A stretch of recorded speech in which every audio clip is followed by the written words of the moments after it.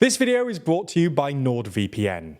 Since the end of the Chinese Civil War, the Republic of China in Taiwan and the People's Republic of China on the mainland have been engaged in a diplomatic war. Both governments want to be recognized by the international community as China's sole representative, and they've both spent a lot of time and money trying to convince other UN members to recognize their respective governments. For most of modern history, the battle has been pretty even. Even if the PRC have had de facto control over the Chinese mainland since the 1950s, Taiwan successfully used its economic heft to maintain diplomatic relations with its allies, providing cheap loans in exchange for diplomatic recognition. And the number of countries that recognize the ROC actually started rising in the 90s. However, in the past decade or so, as the PRC's economy has grown and Xi Jinping has become increasingly focused on isolating Taiwan diplomatically, the number of countries that recognize Taiwan has dwindled. So in this video, we're going to take a look at the diplomatic war, why Taiwan is now losing, and what this all means for cross-strait relations.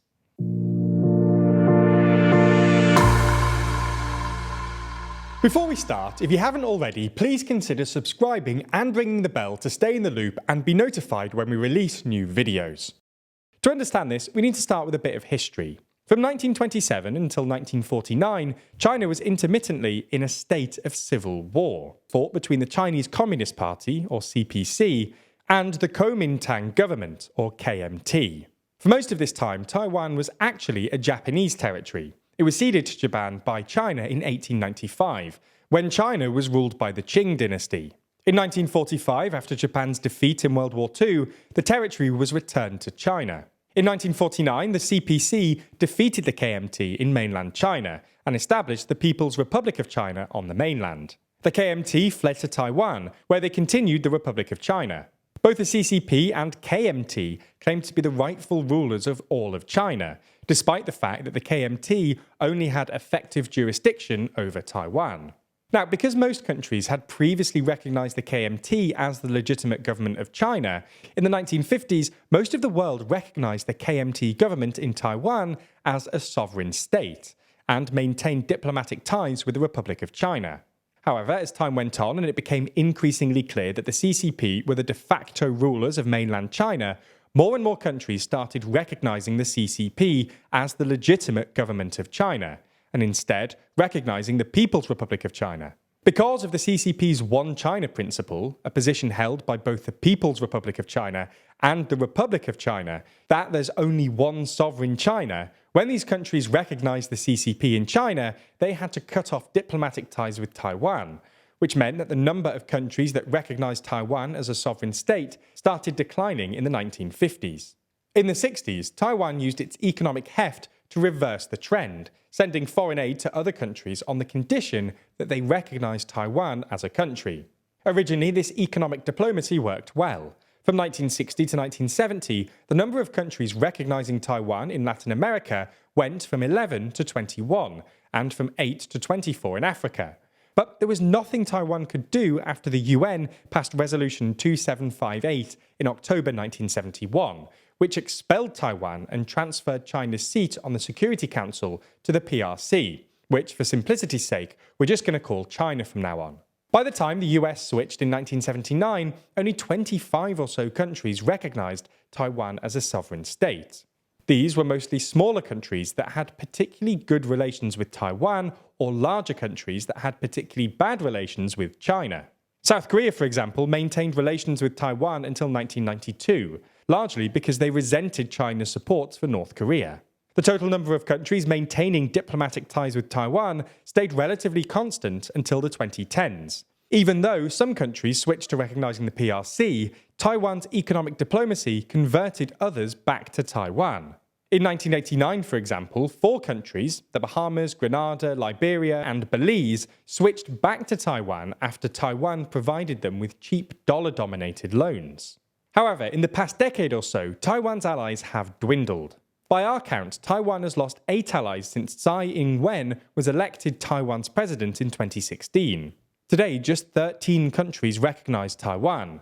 Belize, Guatemala, Haiti, Paraguay, St. Kitts and Nevis, St. Lucia, St. Vincent and the Grenadines, the Marshall Islands, Nauru, Palau, Tuvalu, Eswatini, and the Vatican. Most of these countries have populations of less than 1 million people, and 6 of them have less than 50,000 people. This decline is for essentially 2 reasons. First, the CCP has begun more actively trying to isolate Taiwan diplomatically. These days, even countries that don't formally recognise Taiwan risk China's ire. In 2021, for example, Lithuania made the mistake of letting Taipei open a representative office under the name of Taiwan instead of Chinese Taipei, which triggered a furious reaction from the CCP. David Panuelo, the former president of Micronesia, has even claimed that he was physically threatened by Chinese officials when he said he was considering switching recognition to Taiwan. Second, because China's economy is, well, enormous, China can now easily outcompete Taiwan in economic diplomacy. Honduras, for example, switched recognition earlier this year because Taiwan had refused to renegotiate its loans with Honduras, and China had stepped in with more cheap money. China has even used its tourists as leverage.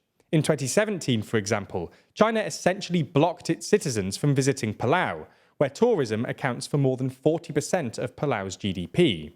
So you get the idea. Taiwan is losing the diplomatic war with China and is now recognised as sovereign by just a handful of pretty tiny nations. So what does this mean? Well, as we see it, the impact is mostly symbolic. Taiwan's dwindling international recognition lends legitimacy to the PRC's claim to be the sole representative of both mainland China and Taiwan, and it's clearly upsetting for advocates of Taiwanese independence. But it doesn't make reunification any more likely in practice. If anything, reunification, or at least peaceful reunification, looks less likely than previously.